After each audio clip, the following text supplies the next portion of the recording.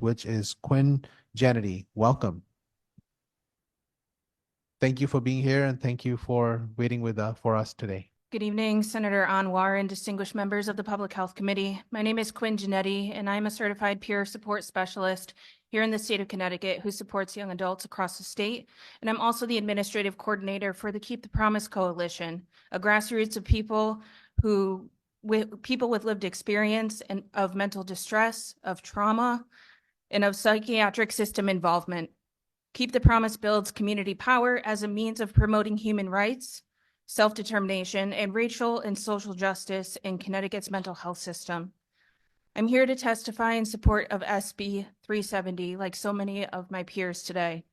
As a trans non-binary person, I know that my community often avoids seeking mental health care out of the fear of carceral consequences that often follow sharing mental health struggles, including thoughts of suicide. As a facilitator for alternatives to suicide groups that are often attended by trans folks, I know how deeply impactful it is to have a safe and non-judgmental place to share your experiences. I have seen so many folks come to these groups and take what seems like their first full breath all day, all week, all month. Without wider availability of peer support and without peer respites, many of us, as we enter another year of unprecedented anti-trans bills being introduced around the country and at the national level, really struggle. With the constant messaging that we are neither wanted nor accepted, it is not surprising that over 80% of trans adults in the US have thought about suicide and 42% have attempted suicide. In moments of distress, crisis, and life-altering circumstances, where are we supposed to go? To the hospital, where we know we will be misgendered, dead-named, potentially denied access to gender-affirming care, isolated from our chosen families, surrounded by people who may be transphobic as they are strangers to us, stripped of our personal gender-affirming clothing and cell phones. This is not an environment where healing happens for my community. The hospital is not a birthplace of possibility and of hope for many who have experienced a mental health crisis.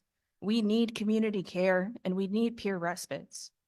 It took just a single visit with a family member who was hospitalized for mental health to know that I never wanted to become a patient in that environment, but a depressive episode my junior year of undergrad landed me in that situation. I spent 2 days inpatient, after which I was told to follow up with a prescriber and sent on my way with no support in place. My mental health didn't get better after this. It got worse. But I knew that I couldn't go back to that environment. The staff didn't understand what I was experiencing, nor were they curious about the circumstances that had led to my being there. They reacted from a place of fear and immediately moved into exertion of control. My experience is not unique. It has happened to many people, many of them multiple times. In those moments of despair and depression, I deserve the right to consent, to choice, to connection to my community. This is why we need peer respites. Recovering and healing do not happen in a vacuum. They do not happen alone. They don't happen in an empty hospital room. Recovery and healing happen in the context of connection, community, consent and choice, and mutual reciprocal relationships. Your constituents deserve access to peer respites. Please support SB 370 to create 8 peer-run respites here in the state of Connecticut, plus a technical assistance center to support implementation and sustainability. It is time. Thank you for the opportunity to testify today.